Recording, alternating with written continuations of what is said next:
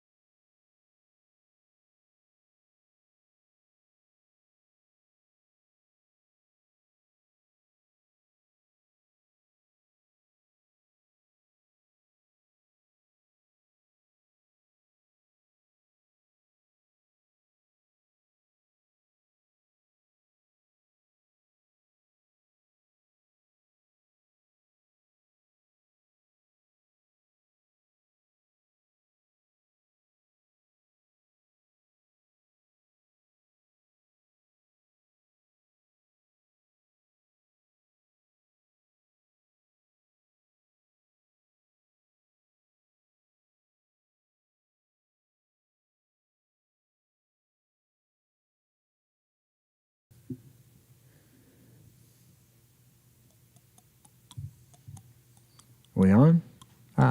Welcome to another edition of Mark's Inspiration, The Power is Within podcast.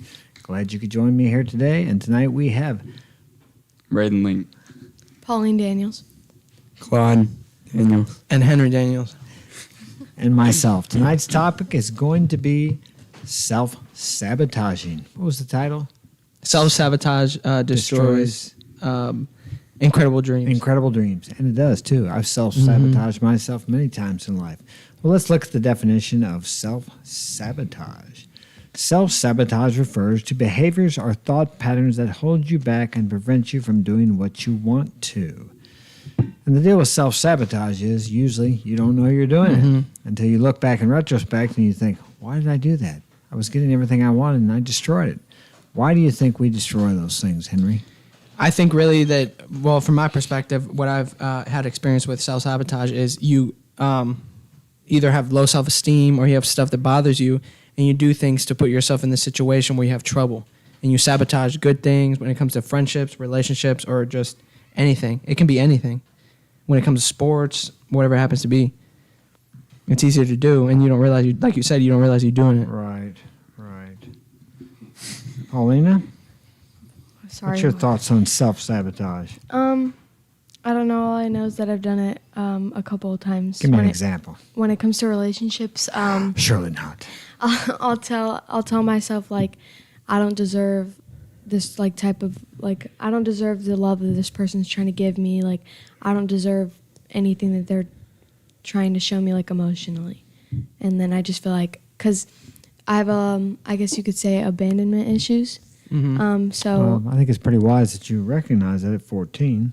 yeah, and then Most people are still blaming everybody else Yep. for the problems. yeah, well, I've kind of, since I'm around you guys a lot, I've kind of realized that I self-sabotage a lot, so I've been trying to, like, fix it a little bit more because I'm just starting to see, like, that's not getting me anywhere. Like, me telling myself things like that kind of brings me down. Yeah, that's why you don't have that new iPhone 13 yet, right?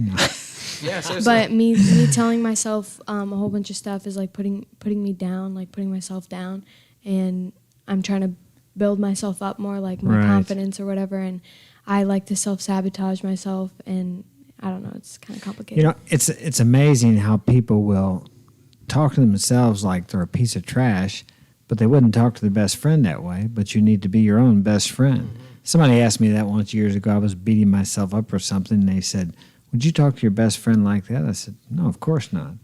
Well, then why are you talking to yourself like that? Yeah. Exactly. Yeah. Yeah, I feel like self-sabotage has to do a lot with, I'm a little bit sick, but I feel like it has to do a lot with being hesitant, just like how you said it. Low self-esteem. Low self-esteem.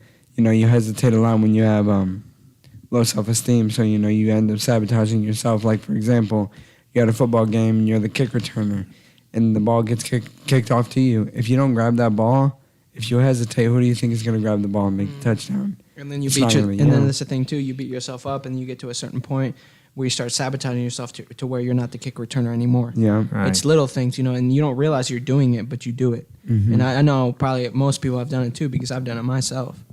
Yeah, the action stems from feeling you're good enough to be able to complete the action or do the action. What happens so many times is we hesitate because we don't feel like we're good enough. But everybody's good enough to try.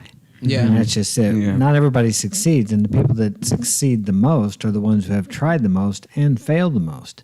But they believe in themselves enough to continue to try and get back up even when they've been knocked down countless times. And that comes from your self-esteem and how you feel about yourself. Many times people will build, I've done it myself, I've built everything up, got things going good, and then I'll get myself into a relationship with someone and destroy it all, end up losing everything. It's happened to me before. And it really stems from you don't feel good enough, that like Paulina said, you don't feel like you deserve it, so you have to find some way to destroy it. Even though it's something maybe all your life you've consciously felt like you wanted it, and then finally when you get it, if you do get it, if you feel good enough to get it, once you get it, you feel like you don't deserve it, and then you destroy it. But you don't really recognize you're doing it. You find all kinds of reasons to justify and rationalize what you're doing. It never seems like until you look back in retrospect you realize what you've actually done, and you've destroyed it yourself. No one else did it. Another thing too is it's like when it comes to relationships, people self-sabotage themselves so much. Like Point was talking about how people don't have, like, they don't feel good about themselves. They feel like they don't deserve it. So what they'll do is they'll go out and do something or disrespect their girl, and then when they're gone, or guy or girl, when they're gone, then they realize, they're like, oh, I miss them so much. Like, I didn't realize how much I love them. And that's usually when you're self-sabotaging yourself. Yeah, and another thing about that is when you self-sabotage yourself, you try to think of an excuse to make yourself feel better. Well, I did this because they did that. Yeah, and most people never stop to think, well, now, why did I do this? And let's disregard the other person or people involved. How did I create this situation? And as long as you continue to blame others, you'll just continue to repeat the same thing over and over and over again until maybe one day you finally get the lesson and realize that there's something inside of you that you don't, how do I say, that makes you not feel good enough to deserve whatever it is that you want. Yeah. Yeah, but mainly people put it on themselves until, it's a continuous loop until, you fix your problem with doing that. Exactly. And as I said before, as long as you blame outside people, circumstances, or whatever it happens to be, you're never going to get better, because everything, I believe, emanates from within each person. First from his thoughts, his actions are a result of what he's thinking. But a lot of times the thinking's on such a low subconscious level, you don't really recognize it. Like I said, until you look back and you contemplate. Most people don't take the time to think. They think, but all they do is regurgitate what somebody else's agenda has been, somebody else's information, which they have an agenda, has been put into your mind. Or they remember things. But to actually sit and think about actually what you're thinking about, or why a certain situation happened the way it did, and what did you do to bring this about, how could you do something different next time. You have to get, as I said, you have to get past the blame. And when you do that, then your life can change in miraculous ways. Yeah, and another thing, too, is it's like I have a good example of how I've self-sabotaged myself. I remember that one time I was driving, and I had drank. I had gotten some alcohol from my buddies and everything like that. And for some reason, I thought it was a good idea when I was driving past a cop who pulled over somebody to lay down on my horn. Yeah, I didn't get and that. That's the thing. And it continues. It gets worse. So I laid down on my horn, and I'm going, and he pulls me over. And I cover up the alcohol because I had some in the passenger seat. And for some reason, when I was looking for my insurance, I moved the bag. I don't know why, but I guess it was because I felt like I needed to be caught because I was doing it so often. Right. It's like it was self-sabotage by me thinking like I'm doing this so much. And I'm not sitting there thinking about it consciously, but subconsciously, he probably helped me, probably saved my life. You never know. Well, you could consider that self-sabotage, or your higher self looking out for you, because you knew you were doing it a lot, and maybe you subconsciously wanted to get caught to send yourself or your conscious self a message, so you would have some type of, we'll say, inspiration or motivation to stop doing it so much, because the better part of you, the God part of you, higher self, whatever you want to call it, knew that if you continued down that path, that something worse than that may happen. Could have had a I had the same thing happen to me the other day. I was going to pick up my boots down at the cleaners, and I saw the cop. What was it? The GPS says, "Oh, there's a speed trap ahead." I'm driving 65. Well, then somehow or another, I get over in the other lane. I want to pass this truck. I get up 75 or 80, and then I see the speed trap. It's like, why did I do that? I knew it was there. He didn't pull me over. And I'm thinking, it was like it's like I thought about. Actually, I thought about your deal, what you did that time. I thought, man, it's like, did I want to get a ticket? Yeah. And it's like I'm almost trying to get a ticket. Yeah, exactly. I just was told there's a speed trap there. I was going 65. Now I'm going 75 or 80 to pass this truck before I get to the speed trap, and I see the cop there with it. And it's like, man, what am I doing? Yeah, another thing about that is, I'm not saying this is really self-sabotage, but remember whenever you use the GPS and they gave you that route, but instead of taking that route, you took the highway? Yeah. And then there was all that traffic, and we had to wait. Yeah, I wasn't listening. Sometimes you have to trust the GPS like you do your higher self or God. Exactly. And it's hard to do because you can see, well, like with ourselves, our conscious, we can only see a small part of the picture. And it's like the GPS comes from way up here. It's got a satellite. It can see the big picture. So when it told me to go another route, I'm thinking, why in the hell is it telling me to go why is it this trying way? to make you take Yeah. that It's way? like, man, that's way out of the way. But I didn't listen to the GPS because sometimes, unlike my higher self, the GPS is wrong. It's been wrong a couple times. Had me on one street and said, "Oh, it's right there in front of you," when actually the address was over here on this other street. So I don't trust it quite as much. I agree with the whole cop thing. So whenever I think I was 14 or 15, told me to go to the gas station for him, and I went, and I saw the cop cars in the front of the gas station, and I was out past curfew, and I still went in there. I still went in the store. I was like, oh, well, I see the cop cars. Maybe I should hide or turn around and go back home. But I still walked into the gas station, got called by the cops, and got in trouble. Yeah, well, I'm thinking about what you're saying and what Henry said, and me thinking about some of the things that I've experienced in my life. And, of course, the topic is self-sabotage, but really we're also getting into guidance from a higher power. Yeah. Because I think it's like Frank said, back when I was drinking a lot and driving a lot and running around quite a bit, I had my Fiero, which is a two-seater car. I had two girls in there and my buddy, and they were all underage, and I was over 21. And there was a gas station with a whole bunch of cops in there, and I just pulled right out. The gas station just got robbed. I mean, what was I thinking? Sure enough, they busted on me and took all the liquor, took me to jail, locked me up. I mean, I was really getting kind of out of control in that time of my life and very arrogant. And so I really think, of course, it didn't do anything to me because it got out of everything, but I sometimes look at that. That could have been self-sabotage, but it also may have been my higher self guiding me into situations where to wake me up. What the hell are you doing here? 'Cause Yeah, fortunately, I got out, but After that whole situation, not too long ago, I actually saw the cop that stopped me. That stopped me at the gas station. I actually saw him, a few weeks ago. And, he just tells me, he's like, you got way bigger.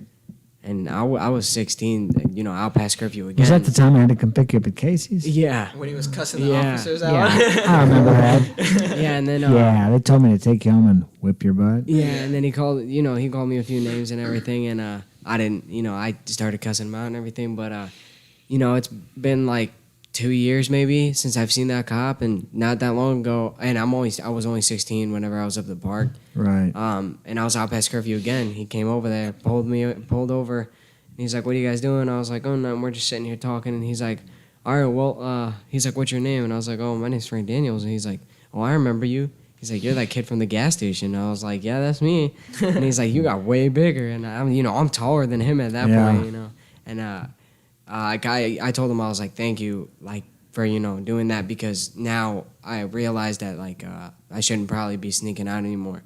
Since then, I didn't sneak out anymore. And I'm sure they get a lot of satisfaction out of that. Yeah.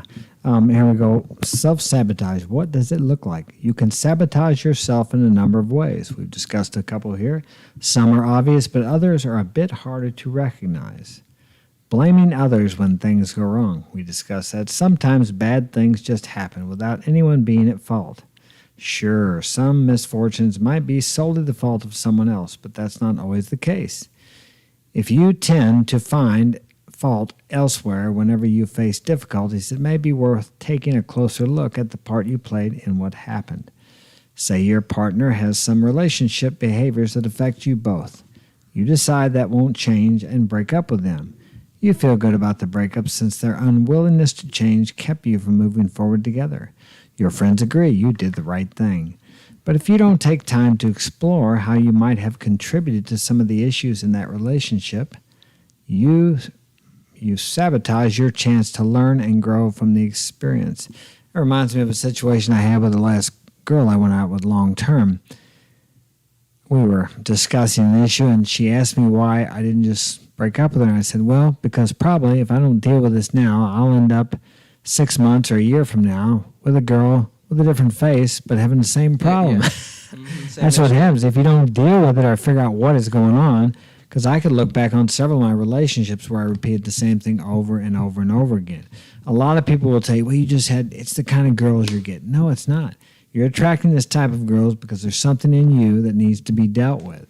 So until you figure that out, you have a different girl every time with a different face, but it's going to be the same situation over and over because you are creating that situation. Yeah, I want to say something real quick. This guy just commented, he said, fire 100 or whatever.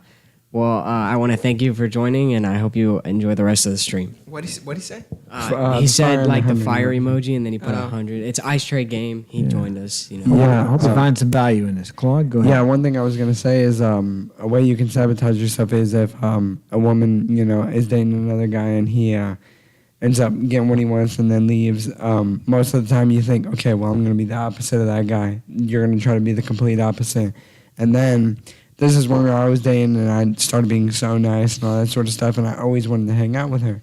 So every weekend, instead of hanging out with my buddies, I would end up going to her house. Come to find out, like a month or two later, she ends up sleeping with the same guy that who had messed with her before. Yeah. You know, the root word of nice comes from a Latin word which means ignorant, stupid. Mm-hmm. I mean, that is the root of that, the original meaning of the word nice. So that's why a lot of times nice guys finish last with girls and nice girls finish first with guys. Yeah. Women don't like nice guys because in reality they're not really nice. They have an agenda. Mm-hmm. And they do things for you and say things to you just so they can get something back from you. So is that really being nice? It's actually being selfish. And compared to that, it's like there's the guys who just want to use the girl, but they almost make it seem obvious. But the girls will go for that guy before they go for the guy. Well, at least he's being real. Yeah, he's being on him. He's being truthful. Like he's like, I have a bunch. Like my experience has been, it's like I'll talk to a girl and I'll be like, yeah, I have a bunch of girls, and she will mess with me before I'm like, well, I like you, I just want you, and it's like they say, a girl would rather share an alpha than be stuck with a beta loser. That's the way to look at it. Yeah, another way to self-sabotage yourself is just like I was talking about how a woman messes with the wrong guy. If you keep explaining how you're not going to be that guy, they're not going to find that attractive because the guy that they messed with before, they don't talk about how, oh, I'm not going to do this, I'm not going to do that. They just come, hang out, do their thing, and then they leave. But if you start explaining to yourself like, oh, I would never do this, I'm such a nice guy, they lose attraction for you. Well, that makes logical sense. You would think that they complain about this guy and they say they don't like what he does. You'd think, well, if I'm the opposite, she's going to like me. It doesn't work that way. Yeah. She's attracted to that guy. Maybe one of the reasons, I believe, is because he's being his true self. Mm-hmm. He's strong enough to be who he is. Yeah. As well, the nice guy, he's just going to act a certain way to try to get this woman, but that's not really how he is anyway. Yeah, another way to that a lot of people self-sabotage themselves with women is instead of chasing your goals, they give too much free time. Yep. They give all of their time to the women instead of chasing your goals. Your goals and your mission is your first priority. Right. But once you start putting your woman first, then it starts becoming, they start losing attraction. You know? That's a big thing too. Is it's like people sabotage themselves by because they have it going good and they're comfortable. And then they end up sabotaging everything that's going good, and then they look back and they're like, how did it get to this point? Well, they become complacent, and I've done it myself. They're with a girl, and what they do is they quit doing the things that they did when they first met her, which is what she was attracted to. So they got the girl, and they just go pick her up on Saturday, bring her over to the house, watch TV, and they have sleep together, and then they don't do anything. Mm-hmm. He wouldn't do that at first, but that's all he's doing. Like, she gets bored and tired, and all of a sudden she's out looking for some excitement, to have some fun. Exactly. And he wonders what's going on. He thinks everything's going great. Well, it's not going great because he's not doing what he did when he first met her. Yeah, and that's the thing too. It's like women fall in love with the way you are in the beginning, but then guys start falling in love and they get comfortable. Exactly. And then they start acting like it doesn't matter what they do. They start acting like comfortable, and then the girl falls out of love with them. Right. And she doesn't really even know why. Mm-hmm. Paulina, is that correct or not? Let's hear a woman's point of view. Yeah. I don't. Oh, come on, you got more than that. I don't know. Like, is there like a question you could ask to put it? So we were just talking about how guys get comfortable and then they don't start doing the things they did in the beginning. Mm-hmm. You know what I'm saying? So the question I guess would be is, have you noticed that guys do that they get comfortable with you and they quit doing the stuff that they did when you guys originally met? That you Yes. attracted. So, like I've told you guys before, and I think about 2 or 3 podcasts, there would be a guy I'd be talking to, and he would act completely different at the beginning of the relationship. Like, he would say certain things, like he would be like, oh, if someone did this, I would beat the crap out of them, or I would protect you, or they wouldn't act like simpy or anything, wouldn't send those emojis, nothing. And then the minute that they got comfortable, they started being what we call a pick-me boy, and they started using a whole bunch of like emojis and stuff, and they stopped like trying to protect me. And then I kind of got bored of that, so I kind of went and looked for something else while I was in that relationship. Like, I went and looked for something else because when I was in relationships that I didn't like, I would go and find someone else as a backup, just in case me and that surely person, not. I've never heard of that me and before. that person had broken up. I could go to them. Yeah, and the thing is too is it's like when you start talking to a guy, I know that the excitement is great and everything like that, and you enjoy that. Women love excitement, whatever happens to be drama, romantic, anything like that. But guys start losing that as they start getting comfortable. Right. Yeah, I agree with so that. with the Because Braden knows the situation. It's happened to me before. I got too comfortable to the point where I would start like acting more simpy towards the girl. And Braden's been there when that's happened before. And then like towards the end of the relationship that I had, I started switching back to the old me. And then she started liking me again. And then I ended up breaking up with her because I found out like when I was being a simp or whatever. She ended up cheating on me for her ex, and then she cheated on me again with this one kid. I'm not gonna say any names, but I learned that once you start getting really comfortable, you end up So would you consider that self-sabotage, or would you consider it complacency, or maybe you were tired of the relationship, or I know sometimes for me, when I feel like I have the girl, some of the thoughts I have is like, do I really want to be here? Yeah, I think it's self-sabotage because you guys told me what to do, like to keep the girl, and I didn't listen to it. I only listened to myself. I was like, oh, maybe she's not gonna like that. Well, see, I wonder too if it wasn't your way of just trying to get out of it. Because I think back at a time I was going out with this girl and she dumped me, and I hadn't been dumped since for 20 years probably. And I wanted her back so bad, and I found myself in bed with her. The next day I'm waking up and I'm thinking, what the hell am I doing here? Yeah, I think I was trying to get out of it. It was really like the relationship was toxic, like really bad. So I think maybe I got out of like it made me get out of it. It helped me. Well, I mean, like mainly, like you guys were vibing with each other, but like it got to the point where you guys were hanging out constantly so much that it just got boring every for day, because it was Yeah. during the summer. Like during the summer, you have a lot of free time on your hands, so keeping a relationship going, Especially being young, yeah. keeping a relationship going through the summer is actually like it's a challenge. Because there are boring days, or there's days where there's tears, and then there's days where you guys are arguing, and then one day you'll be fine, and it's just kind of like on repeat with certain emotions every day. So then it's like, oh well, our relationship isn't going good because I cried about this and this, and it's like when it's during the summer, you have so much free time on your hands, and you want to hang out with that person so much, but you kind of got to find something else to do, because if you keep hanging out with that person constantly every single day or like every other day, the girl will start to lose feelings. Right. And then it kind of, I guess you could say, pushes them away. But what I was going to say earlier was the guy that I'm talking to now, I guess when you first start talking to somebody, the best thing to do is not put a front on, like pretend like you're somebody you're not, because you have to keep that the whole relationship.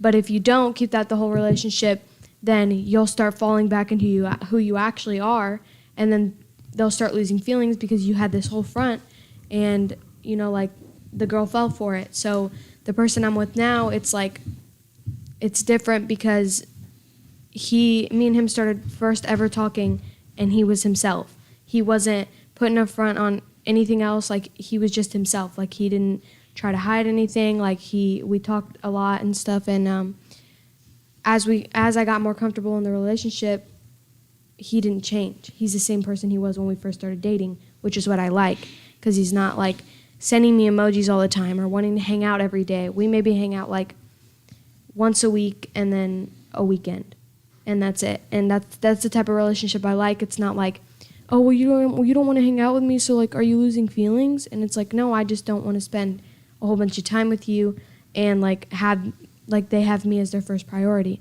I would like for them to have like their dreams or whatever they're doing, like a sport or something. To focus on their goals. I want them to focus on their goals before me, because then it's like, oh, I'll drop you. I'll drop everything for you. Like I'll do this, and it's like, I don't want that.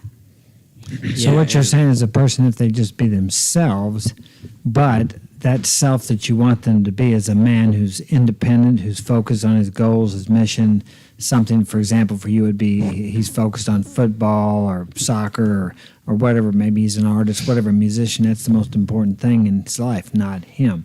And if he's himself and is like that, then, of course, once you guys become familiar, you don't feel he doesn't change. He's the same guy.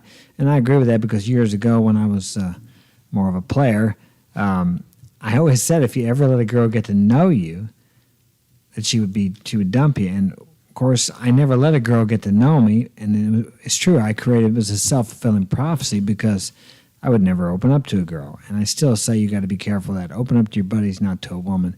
But yeah, I couldn't. I was held back, I suppose. But I understand your point. But I also think that there's certain things that you tell your friends, your buddies, your mentors, and you don't share with your girlfriend. For example, let's say his focus is football, and he gets hurt. Now he comes over here crying to you because his football career might be over. I don't think you're the proper person for him. He needs to be doing that with his coach, his buddies, his dad. Yeah. Another thing is though about the whole me liking a guy for who he is before. A lot of guys ask me what my type is, and it's like a guy I like, so I don't tell them because usually when I tell what is your type, Paul? They try to be that type, right? Yeah, they do try to be that type, and it's like, and the thing is if let's just announce to the world right now. No. If I do tell them my type, they'll start like changing themselves into that, and then they'll get comfortable in the relationship, and then I'll start losing feelings, and then the relationship just doesn't go anywhere. And I don't want to go through multiple, like, it's okay to go through multiple relationships, but then again, it's like I don't want to have to do that because it still hurts me. Like even if I break up with them, I've been hurt by that before. But I mean, I guess if you want to know my type, it's the guy I'm talking to now. So. Yeah, and just like you said, whenever you tell them your type, they start, just like you said, they start putting on that front, pretending to be that guy. You you end up getting comfortable in the relationship, and come to find out they're not that guy, and they just put on the front to get with you. Yeah, and another thing too is it's like usually when you ask a girl if she's talking to you, obviously you might be her type. And it's a thing for women.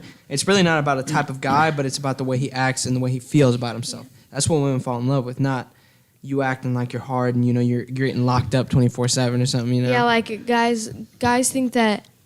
I guess guys think that the people on my Snapchat think I'm attracted to them because they like post guns on their story or they sell drugs, and it's like that's exactly what I'm not trying to get into, mainly because of the fact that not only is the relationship gonna go nowhere, but you're not gonna go anywhere, and neither am I if I'm gonna stick around and be with you. Well, when it comes to stuff like that though too, a lot of women fall in love with guys like that because of the fact that they're not paying attention to them. They're independent. They have a sense of strength that some of the weaker men don't and the have. drama. The constant drama, the constant action. Yeah, they like danger. The thrill, excitement. And then another thing about telling a guy your type, whenever they try to, I guess you could say, form themselves into a person that you would like, mainly it's because, like, say I'm talking to a guy and I think he's my type, like he is my type, and I tell him my type, he's probably going to think that's not how he is, and he's going to try to, like, I don't know how to explain it, but he would be my type, and then I would tell him my type.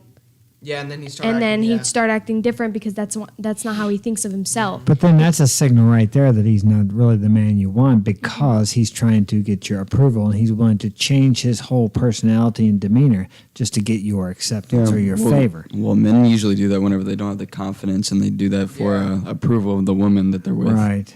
That's true, very true. It's like a pickup artist. I mean, they're good at picking up women, but that's not who they really are. I mean, so what happens is and that works for picking up girls, but if they get into a long-term relationship, eventually who you are comes out and the girl's disenchanted, and they both end up getting hurt because the girl thought he was this way and he presented himself as that way. So she's disappointed and he's emotionally involved by then, and so they're both disappointed. They both become disenchanted and disappointed. Yeah, another thing is that if they're talking to you and they're attracted to you because of the way you are, eventually, another thing about it is you start feeling self-conscious about yourself. So you end up asking her, "Oh, what kind of guys you like?" Yeah. And then they end up telling you, and you don't. Just like she said, you don't think that you're that guy. So you start doing too much, and that's how you self-sabotage yourself. You have to just, if she's talking to you and she likes the way you are, there's no need to ask her what kind of guys you like because then you start acting like that too much, and then you're the complete opposite of the guy she wants to get with. Yeah, and then like the guy will like at the end of like if the girl stops talking to him, the guy will usually be like, "Well, you told me I was your type. You told me this. You told me this," and it's like, okay, but you were doing too much. That was the problem. Like, it wasn't that you weren't my type. It's just that you started acting different. So that's usually why girls end up losing feelings or stop talking to somebody. Well, tell me this, Polly. I've noticed this a lot in relationships. a girl will ask a guy to do something. For example, let's say you're going out with a guy and he plays football, and he practices every night, and on Friday nights he goes out with his buddies. You're in a long-term relationship with this guy, and you say, honey, let's say his name is Chad. Chad, I wish you'd stay home with me on Friday nights instead of going out with your buddies. And Chad thinks, well, logically he thinks, well, yeah, she's going to appreciate me more if I do that. So Chad stays home. Then he starts staying home every Friday because you want him to, and he thinks you're going to love him more. But in reality, the more he does what you ask him to do, the less you like him. And you don't even know why. You start losing respect and interest in him. Why do girls ask men to do things when if they continue to do them, to give things up for them, when the guys give them up for the woman, then she loses interest in him? Okay, this is probably going to be a little bit hard to explain, but basically the girl will ask the guy the question, but she doesn't want to hear the answer that she wants. Like, There you go. I don't know how to explain it. So They ask questions they don't want the answer to, or they don't want you to do. She wants a yes, but she doesn't want to hear a yes from you. She wants you to tell her no, because it's kind of like, say he plays football with his friends, like you were saying, she would ask him, and what she's actually looking for is a no, but what she wants to hear is a yes. Yeah, So it's like whenever he does that, he starts falling out of his football career, and I think why the girl starts losing respect for him is because she's his first priority. Is kind of what it seems like. He starts putting off what was his first priority and changing it to her being the more important thing. Yeah, in his and life. then I think sometimes so it's a signal of weakness. Actually, I think sometimes whenever a girl's the first priority, the main reason why she starts losing respect for that person is because it's kind of like, well, if you can put me before everything else in your life, then I don't really know how to explain it. Really, I it makes understand him- what you yeah. mean. It's difficult for you to explain. It makes him weak. That a woman wants a strong man. Like if a guy has a football career and she's like, well, stay home tonight. Like I know you have a football game, but maybe you could stay home this one time.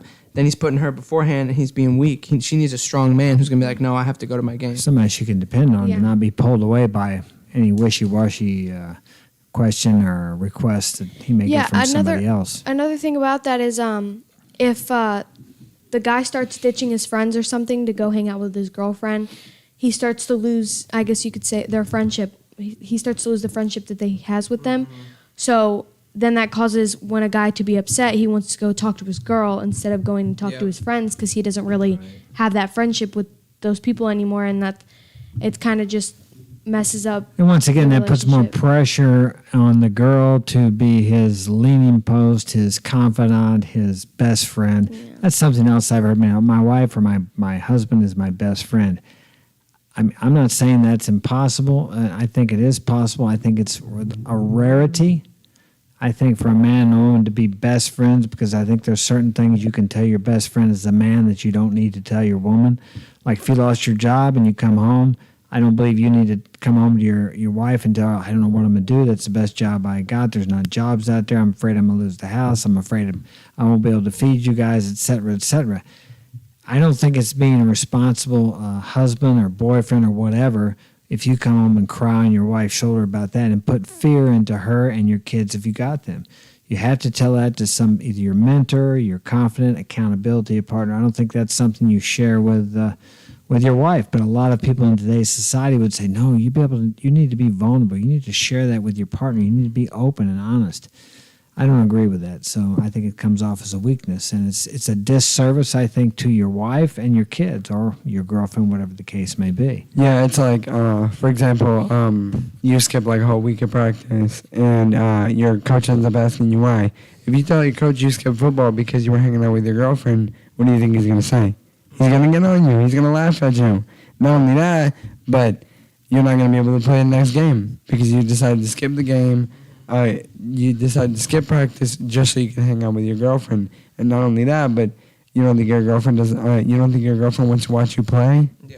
You need to go to the practice instead of skipping it because you won't be able to play. Not only that, but your coach will laugh at you. Yeah, that's facts. Here it says, maybe you can't seem to stay in any job for very long. You left one job because your supervisor treated you unfairly. You were let go from a second because of overstaffing.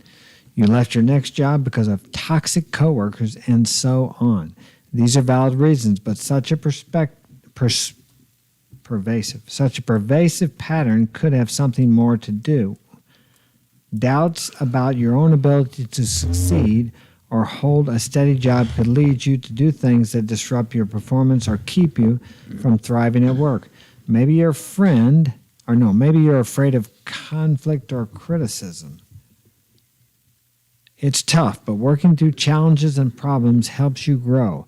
When you give up before you've put in much effort, you may not learn how to make different choices in the future. Basically, that goes back to what we were talking about, blaming and thinking it's always someone or something outside of yourself which is causing the problems. And you will continue to self-sabotage. You can always find a reason to give up or to quit. I mean, like you playing football, I'm sure you've been hurt before, or maybe you're on the team and the coach has got somebody else running your plays, and you think, what they got? I'm better than that guy. You could get pissed off and just quit. See, but if you know you're good enough, it doesn't matter if that other guy's there because you know you're better than him or you can perform better. And even if you're not, you're going to go out there and you're going to work and you're going to be better. You're going to get that position back. Yep.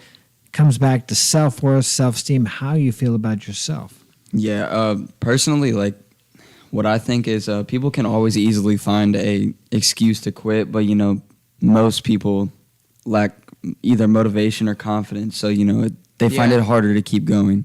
So, like, I've had, like, a rough time at first, like, whenever I first started football this year.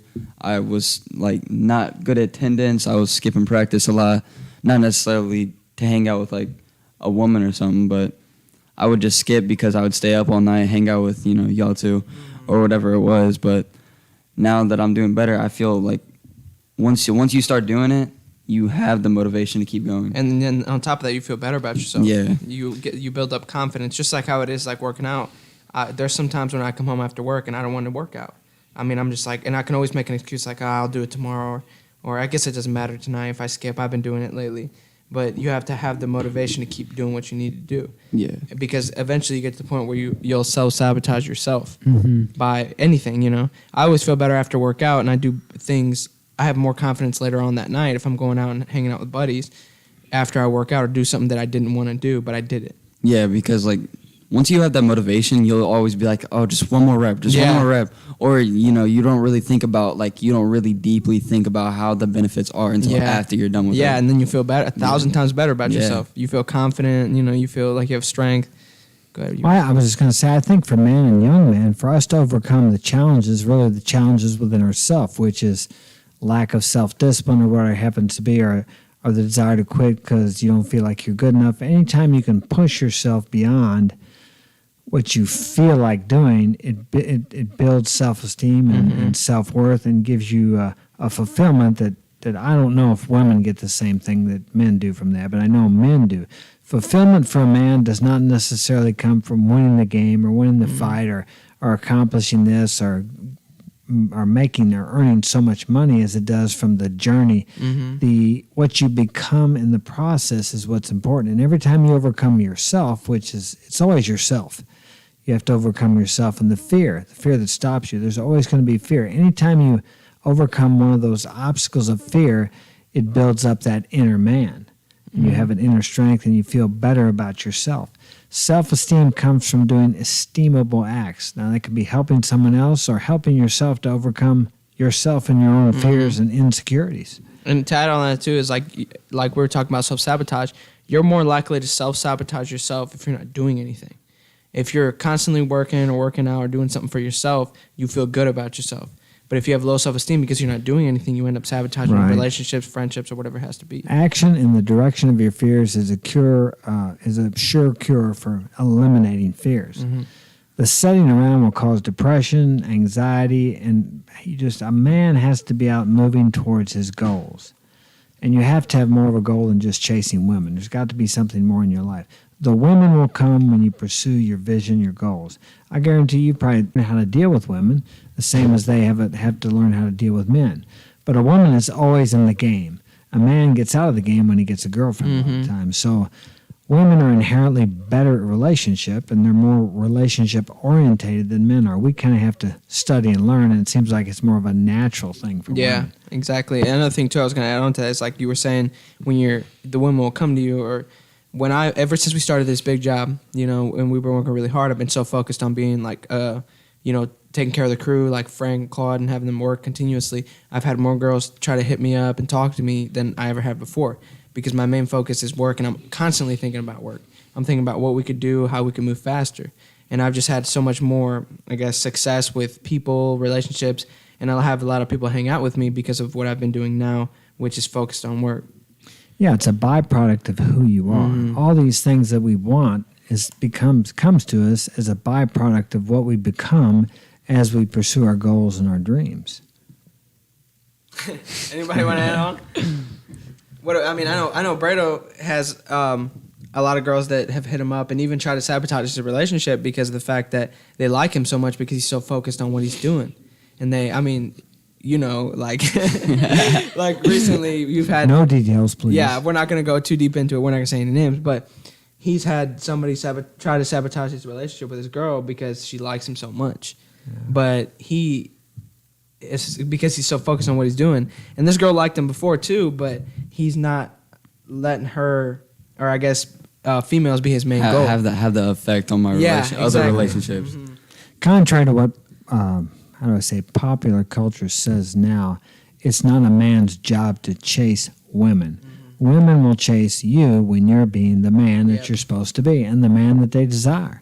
That's just the way it works. It's now okay. you have to know what to do when one approaches you, of course. That's a skill that can be learned. Or go ahead. It's like how you see all those dudes on Instagram. It's like I don't chase women. I chase the bag. Yeah, that's what they say. It's cringy, but it's true. It's like it's facts though, because they're worried more about how they can continuously progress in themselves, and that's when you have more women that want to be with you, and not because they know you're doing that, but because of the fact that the way you act when you're being like that. Well, they want to be with a successful man. Mm-hmm. Successful men don't spend all their time trying to figure out how they can pick up women and do that. That's the thing too, is it's like their attitude, the way they act towards women. It's like they're not simping for them like we say nowadays. Yeah, they're independent. They can take them or leave them. Mm-hmm. They don't care because they have many other options as well. And that goes along with what Paulina said. When a guy's focus is her, totally on her, then it's a turnoff. Mm-hmm. And it's the same thing as if a man. It's like women have an intuitive thing and intuition men don't have. They can tell if his whole purpose in life is just to pick up women. Yeah, it's the way they act. I mean, even if they at first come off as a strong man, eventually over time when they start being with him more, he starts showing what we say your true colors. Right. They start acting a certain way that they didn't do like in the beginning, like we were talking about earlier. Guys get comfortable. So, you got something you want to Claude, looked like you were going to say something. I was, but I kind of lost my train of thought. Well, what the heck? Well, we like to bully Claude. Well, what good are you? Put you on the spot here. Well, we were talking about self-sabotage, but just how you were talking about how a woman tries to self-sabotage you. For a while, for a point in time, whenever I'd go get like a rag, or I'd go get the stain, I'd end up texting women, and it got to a point. I wonder why it took so long for you to get back. Oh yeah, the truth comes out. Yeah, it got to a point where I started turning on my ringer, hoping that somebody would text me. Mm-hmm. But then that last week when we had all work, I completely turned it off, and I would put my phone on the charger if it was about to die. But I'd stay away from my phone so that I could focus on work. And sometimes even when my phone buzzed, I didn't focus on it. And I would also during lunch, I wouldn't check my phone. I wouldn't text whether anybody was texting me or anything like that. I mean, I'd be on YouTube watching videos until work started, but I never tried to text women and see what they were doing. Well, and then another thing too, to add on to self-sabotage, I remember when I was playing football when I was in 9th grade. And what I would do, I was in preferred at the time, because I used to smoke and stuff like that. And I would self-sabotage myself by saying, well, I need to go to preferred. I need to go there because I need to be there that day. And eventually I skipped like 3 days of practice and I got kicked off the team.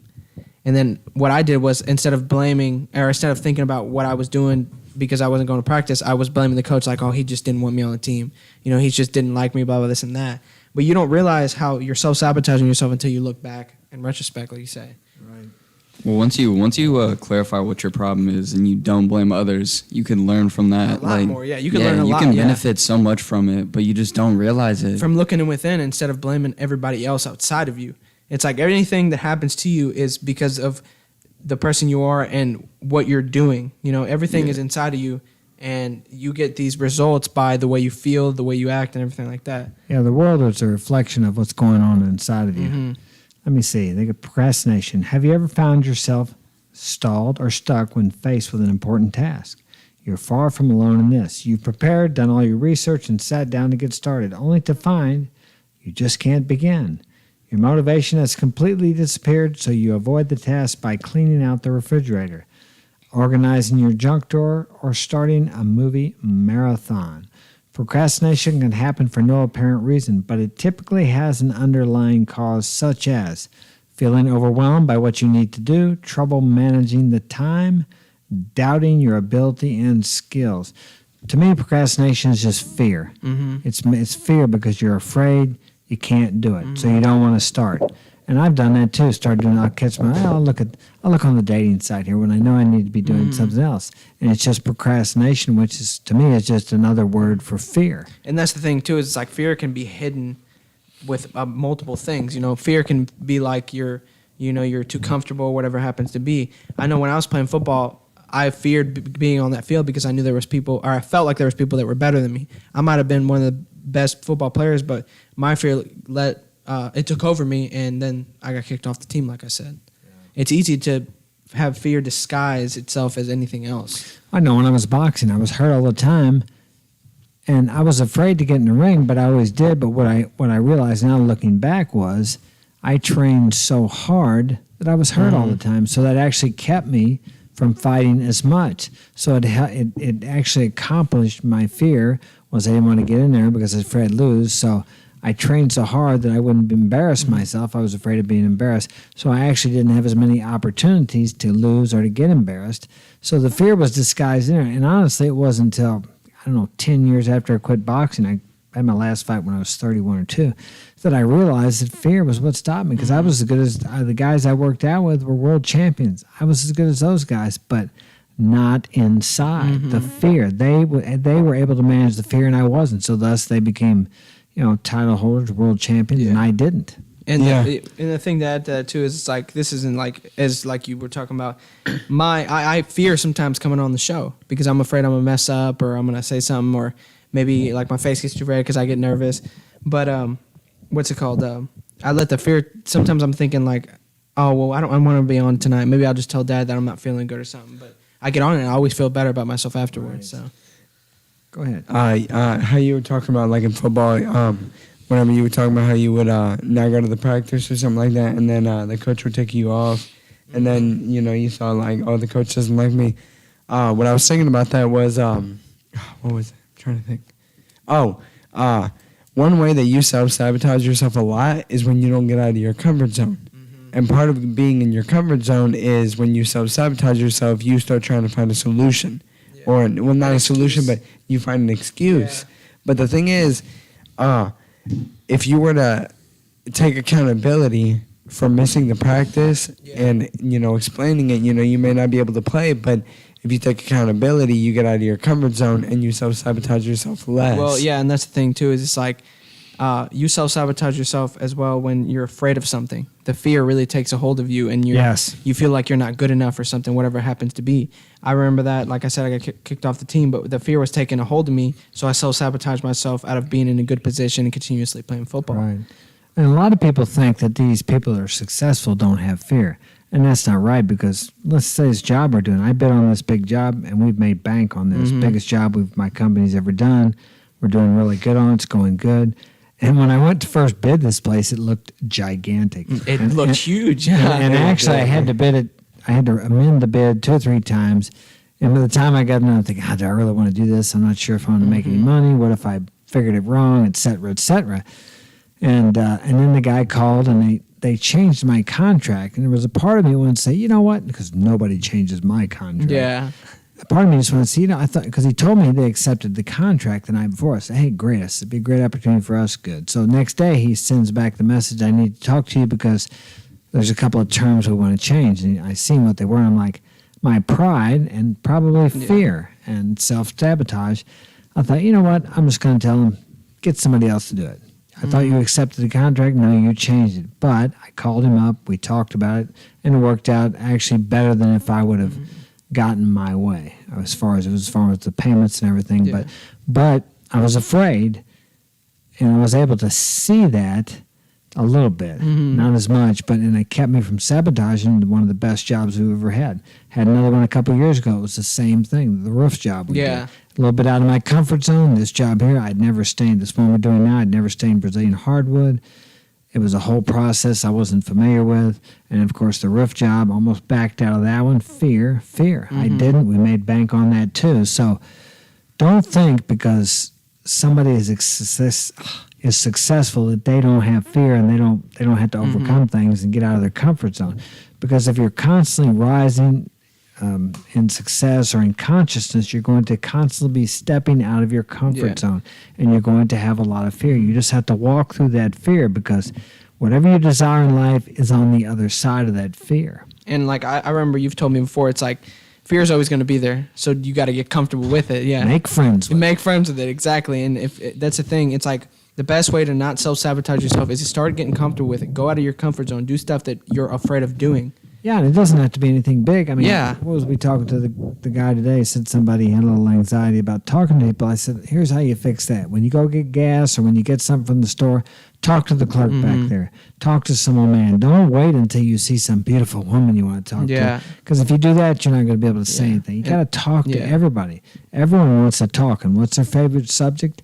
Themselves. Yeah. Ask people about their life, their self, whatever they're doing. Yeah, I know. Recently, like especially recently, I've been talking to a lot of people. I'll see somebody walking to the gas station. They're not even looking my way. I'll be like, how are you doing? They're like, oh, I'm doing great. I'm like, that's great. I was like, beautiful days. And we have a conversation and everything like that.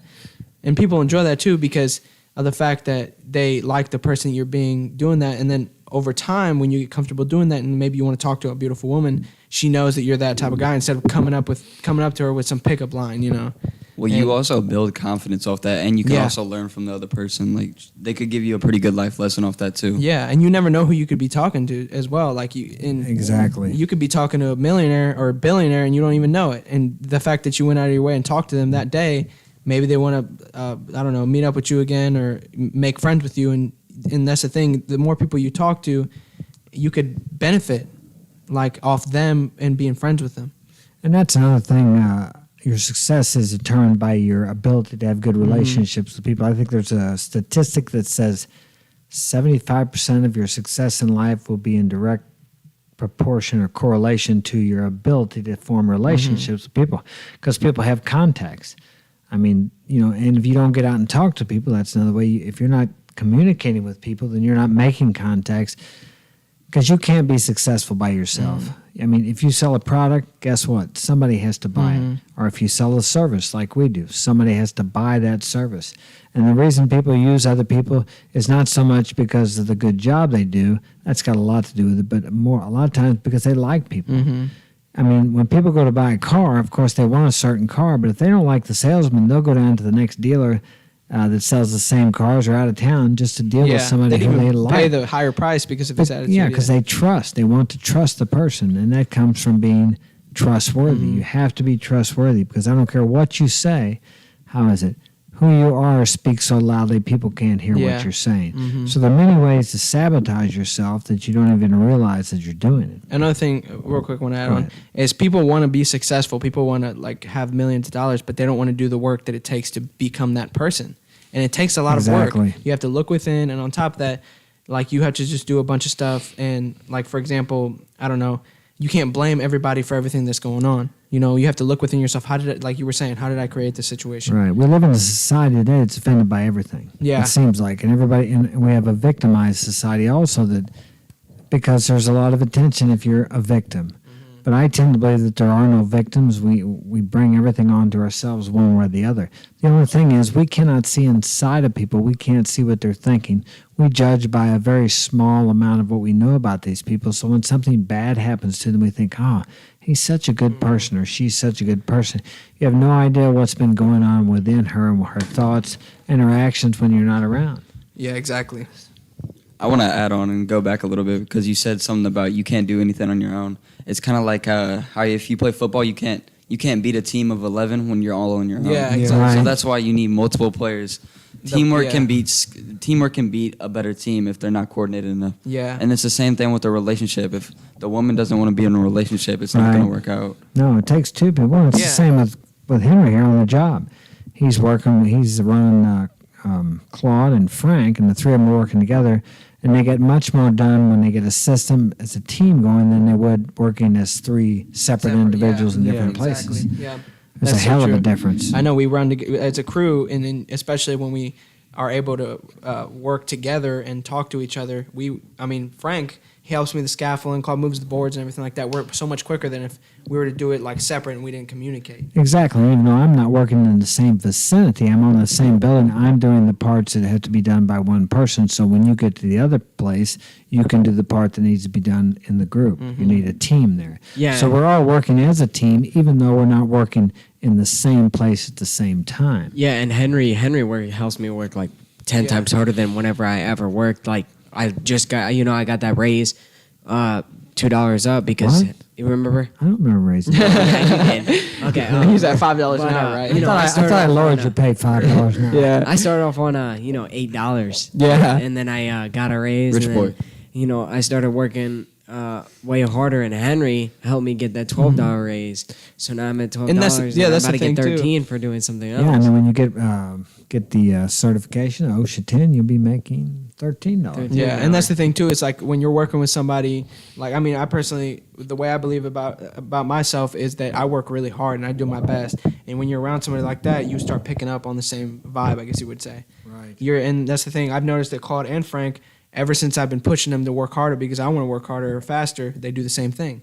And when you become part of what you're around, that's what you always told me. Well, if you hang around with people or spend some time, or the next time you're around someone who seems not to be very successful or not going anywhere, listen to what they're saying. A lot of times you'll find those people are talking about everything they don't want in their life.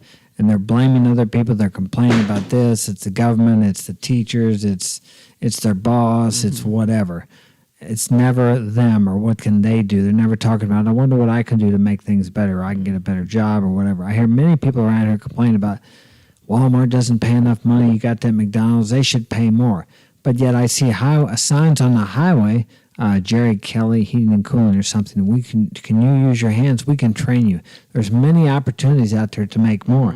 But a lot of people just want to go to work, come home, sit on the couch, drink a beer or a soda or whatever, and watch sitcoms. Yeah, they don't want to put the extra They work don't in. want to do the work. I mean, you've got to put in the time. Yeah. And what you'll find out is you feel better about yourself as a man anyway, and it's just the time's going to pass anyway.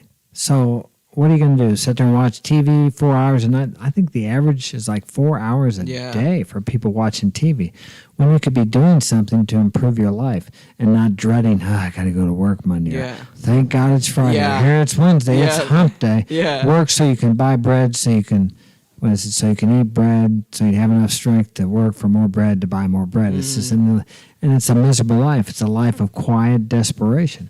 And for me, Friday, Monday, any day is the same for me. Although I will say this week, because we started last Saturday, we worked 7 days straight. I was glad when Friday was there because I was tired. I was ready for a break. I even wanted to work today too, a little I bit. thought about working today, but I know we needed to rest we need because rest. sometimes you don't get as much done if you just keep trying to push through. You need a break.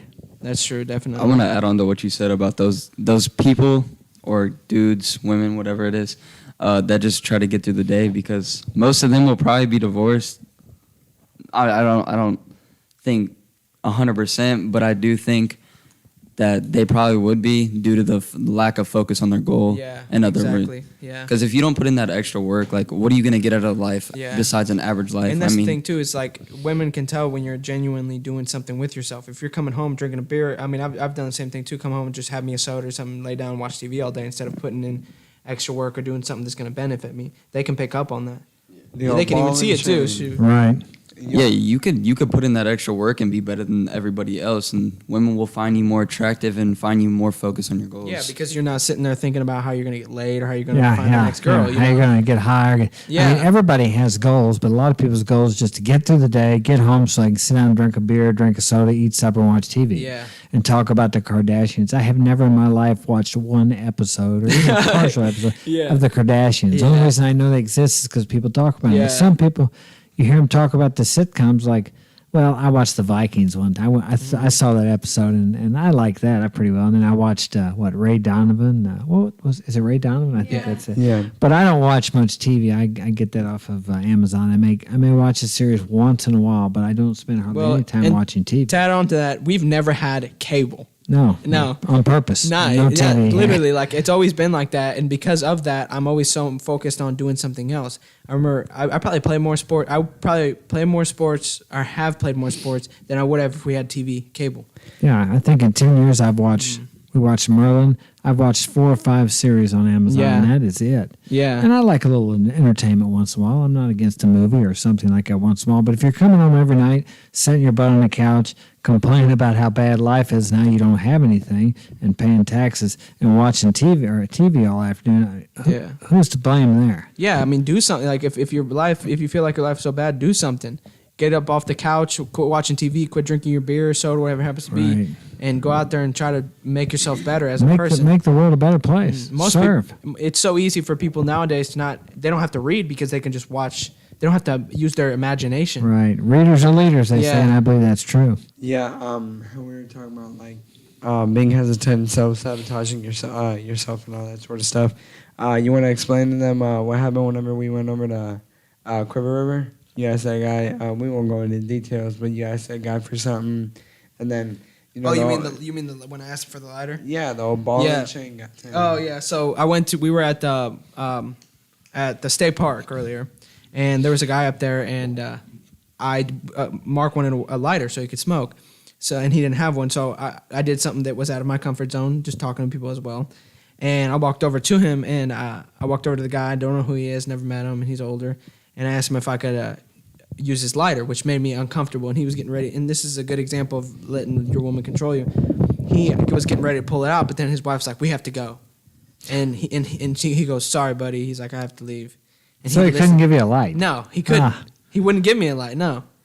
And that's the thing, too, is it's like he's letting his woman control him, but that's why I could tell she was disrespectful to him, too. Yeah. And he was going to do it as well. And we were talking about earlier, too, because we look, and to you don't even realize it, but we look Hispanic to people, so they get afraid.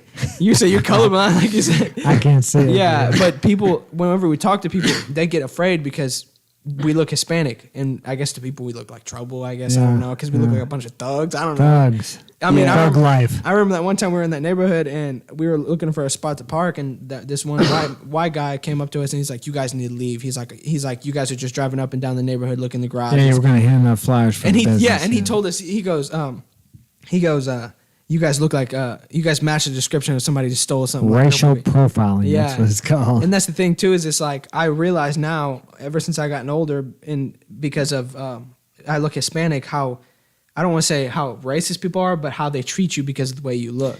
Well, we categorize people, and that's what happens. But at the same time, too, your attitude also depends on like how your life goes. You know what I'm saying? If you have a good attitude, like I did, and the guy wasn't all mean to me or wasn't disrespectful, but if I was a mean guy and I robbed people and everything like that, he probably would have told me go away. It really depends on what your lifestyle is like. I came up to him respectfully, asked him if he could give me a light, and he was like, "Sorry, I can't, buddy." And I was like, "Okay, that's fine." I didn't get all pissed off at him or anything like that. You didn't think, "I'm never going to ask anybody for a light again." I mean, it made me nervous and it kind of made me uncomfortable, but I'd do it again. But that's what you got to do. You got to do things like that until you're not uncomfortable with it. You continue, and then you step up another level, whatever that may happen to be. Yeah, another thing about it is that had he given Henry that lighter, he wasn't expecting anything in return. Had he given Henry that lighter, something would have came back to him. Like for all he knows, Henry could have given him $5, $10. I was talking to them earlier, and I was like, you never know who you're talking to. I could be a billionaire who's just asking him for a light, and then he gives me it, and maybe I tell him, you know what, maybe you could start working for me, or like maybe I could hand you some money or whatever it happens to be. Well, that's something that reminds me of, and I've said this to Pauline about the way we live in St. Louis here, close to St. Louis. I say St. Louis because people wouldn't know where Troy is. It is a suburb way out of St. Louis. But anyway, the way the women and a lot of the men dress around here, you never know when you're going to meet. Well, for example, Mark and I went to Walmart one night at 11:30, and we seen these guys walking around, and had long. They looked like they were in some kind of a rock band. And so we finally walked up to them and asked them, and sure as hell they were from Australia, and they were from a popular rock band over there that came over here to play in some music festival in Lincoln, Missouri. But whoever the cab driver, whoever made a mistake and brought them to Lincoln County, which is, so we were talking to him, but I mean, who would ever think that we would meet someone like that? We made a picture tape. But as far as the women go, I've seen many girls, and I've told some, you never know who you're going to meet. I say, look how you dressed. You're a pretty girl. I'm just going to Walmart, or I'm just going to work, but you never know who's going to walk in. So it's always, because contrary to what people want to believe, you are judged by your appearance. And first impressions, you never get a second chance to make a first impression. And people judge you by how you look. I don't care. It may not be right. It may not be fair. It's just the way it is. So if they first meet you, whether you're a girl or a guy, and you're just like some bum, that's their first impression of you. So for a woman who's looking for a good man or a successful man, she wants to look her best when she's out. Now, that's the way it was back in the 80s, but now Americans are so casual. Are unkempt. Yeah. Unkempt, is that the word? You go out to other countries and see some of the women dress nice, like they did back here when I was growing up. My mom and almost all the other women that I ever seen, they would go to the beauty shop once a week to have their hair fixed. They wore dresses or slacks. Now, I don't really care about women wearing dresses or slacks now, but how many times have you seen them going out in pajamas, flip-flops, they got their hair up, no makeup on, they look like, they don't look their best, I'll say it that way. So, and what happens is they meet some really good-looking guy that they would be interested in, a successful man. So they never have another chance to make a first impression. Exactly. Now, like I said, a lot of people, well, you shouldn't judge a person if that's the only reason he wants her is for her looks, or she's got to look her best. Well, like it or not, men are attracted by appearance. That's just the way it is. Yeah. Men are attracted. They don't care as much about a woman's bachelor degree or what is Kevin Samuels say? I got a PhD, I think, or something like that. As long as she's not a bum who lays around the house and smokes cigarettes all day, that is not. Now, women are attracted to men for that, what they do, but men are not attracted to women so much for what they do as how they look, who they are, and how they can take care of their man. That's just the way it is. You don't have to like it. That's the way it is. And 50 or 60 years of women's lib is not going to take that away. Yeah. Well, Trends also said I don't know what to say. I don't know. I can't think of the word, but they motivate people to dress up as not really what they feel, but like what other people feel. So like you could see someone you could see someone walking down with a Fortnite shirt, and then that's like basically that was the trend back in like 2018. But like all like the younger kids would they're usually wearing sweatpants or something like that, and sweatpants and a Fortnite hoodie, and then some light up Skechers, and their hair is. I've seen a couple of kids in a Walmart or even at school wearing this like sweatpants and a hoodie that matches, and it's like ramen noodles. Oh, I've seen. It's like a cover of ramen noodles, and they just dress like that. It's literally a ramen outfit. Or they'll get ones with like emojis all over them, or they'll get some with like pizza on it, or like bananas, or just the stuff galaxy like, ones. The galaxy ones. Well, I know with men, they like to see the shape of a woman. It's just, I don't know any men that I could talk to that would say, no, I don't want to see her shape. So if you're wearing these loose and baggy clothes for a man, as if you want to attract a man. If you don't, then I guess it doesn't matter. But if you do, he's going to want to see what you look like. And it's really hard to tell in these baggy clothes and just, So he's got to think about that. Is this someone he's going to want to be looking at? Now, of course, personality is important too. I've met girls that were beautiful, and once I started talking to them, they weren't so beautiful. And I've met girls that weren't so beautiful, and I started talking to them, and they became better looking. So personality is very important, but the initial attraction for a man is what he sees. What do they say? Men fall in love through their eyes, and women fall in love through their ears. Would you find that true, Polly, or about women? Yeah, I do. But I have nothing. Would you like to elaborate on that? She said she don't have anything to say. Not much to say tonight, huh? Starstruck. Yeah. Well, at least you're saying something. You're here anyway. You're not afraid to be on. Like Yeah. we've run into a lot of people that kind of afraid to be on the show because they're afraid they're going to make a mistake.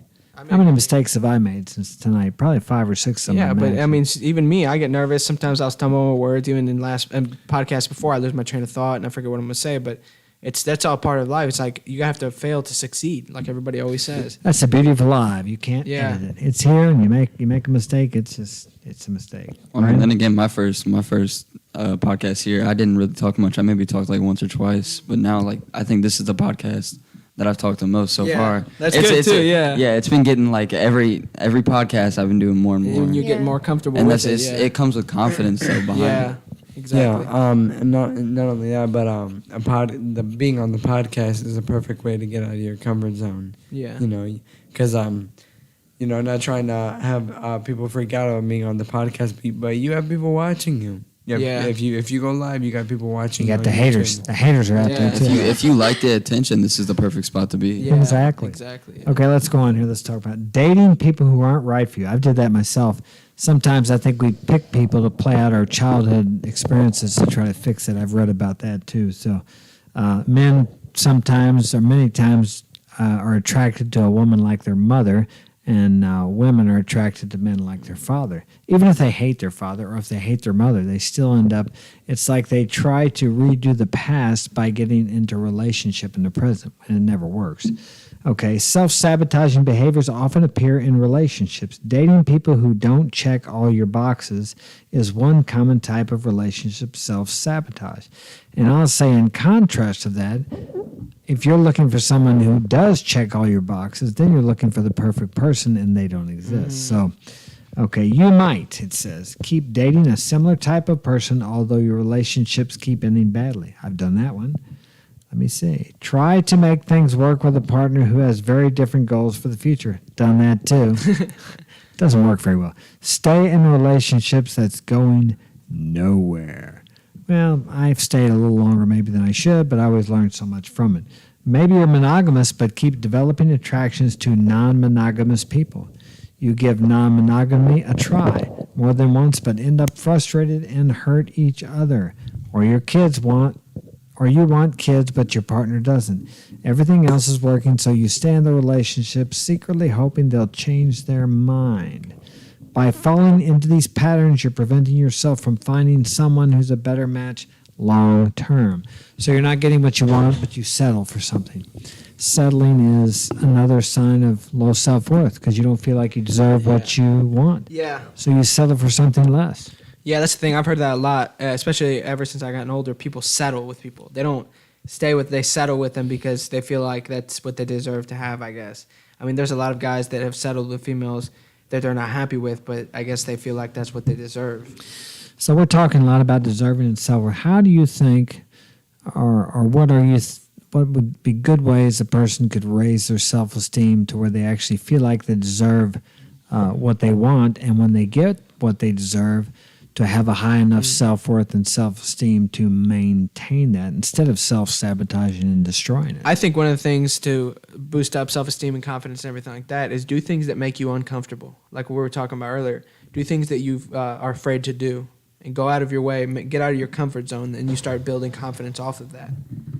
So you actually overcome yourself. Yeah. Yeah. Anybody want to add on? Claude? Just be a different person from yourself. You learn from it, and then you can build yourself back up. Yeah. Trying to think. For example, working out.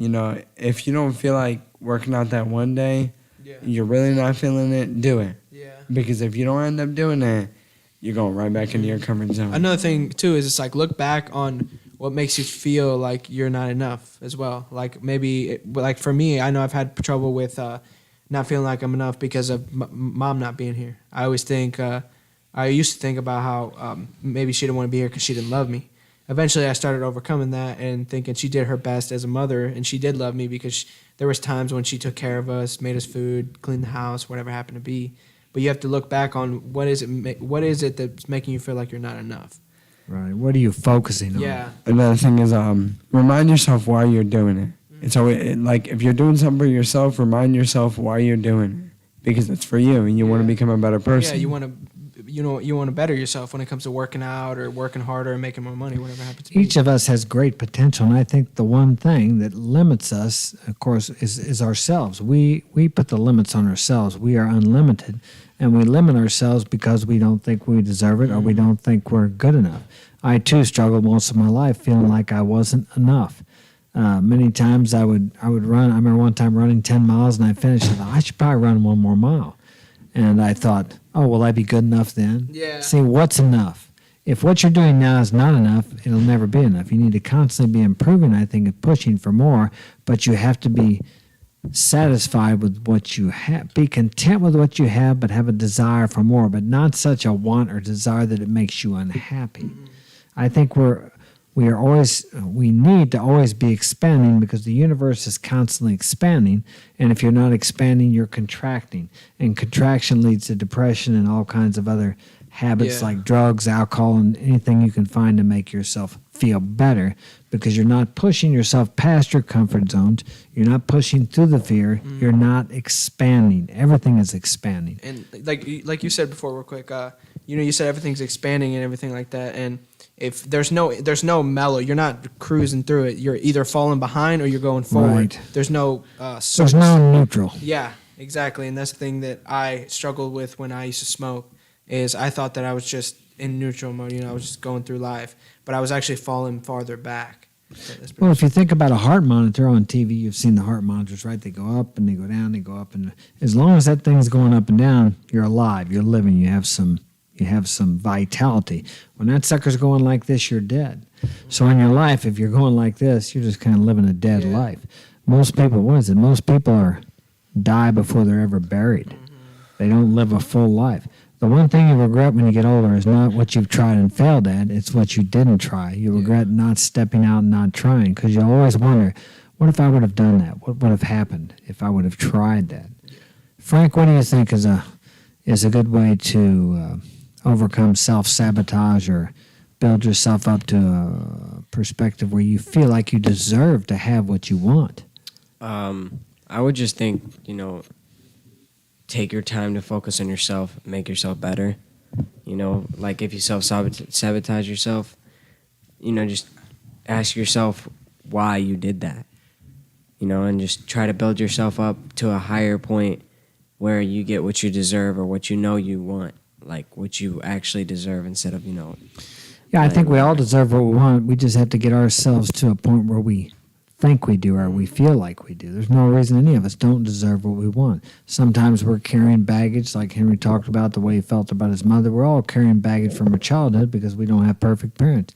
You guys are going to carry some baggage from being grown up with me because I sure as hell am not perfect. So, Pauline, do you have any suggestions for someone who would want to feel better and stop self-sabotaging and raise their self-esteem or self-worth? I think, I think you still do it, and I think maybe Henry does it. I think maybe looking at yourself in the mirror every morning and telling yourself something good about yourself kind of raises your self-esteem. Not only that, but your confidence. So it's like you go in the mirror every day and you tell yourself, like, oh, you're beautiful, or oh, you're handsome. And you tell yourself every day, not only does that, it may not work the first couple of days, but it gets programmed in your head, and you kind of just understand that you are better than what you think you are. And that's what people don't realize. Like you said, Polly, it doesn't happen on the first day, but how many people would go to the gym and expect to get muscles the first day? So you're not going to stand in front of the mirror for a week and tell yourself you love yourself, you're beautiful, you're great, you deserve the best, and really see any results. You have to do it every day, day in, day out for weeks, months, and even years. And I can testify that it does work because I do it. Louise Hay was a big proponent of what she called mirror work, to tell yourself what you want to be in the mirror and the claim that you are in this moment. Braden? I want to add on to what you said about holding on to stuff. I mean, you could, in my opinion, you could hold on to a burden, but don't let that get you down. Hold on to it if you choose to, but still do the things you love. So chase after your goals, focus on your priorities, and do your own thing. But don't let that burden pull you from what you want to do the most. Yeah, truly want to do. Yeah. Okay, well, that sounds like we got it wrapped up tonight. I hope this has been of value to you, and thank you for joining me. Check out my books on Amazon, Coming Back Home, The True Adventure of Mark Daniels, and the other one, my latest book, The Power is Within. Both of them are available on Amazon. I'm sure they will be of value to you. Thanks for joining us, and we will be back next weekend with Drew the Human, a dating coach from Utah, Salt Lake City. And maybe a couple more guests as well. And maybe a couple more guests, we hope. So anyway.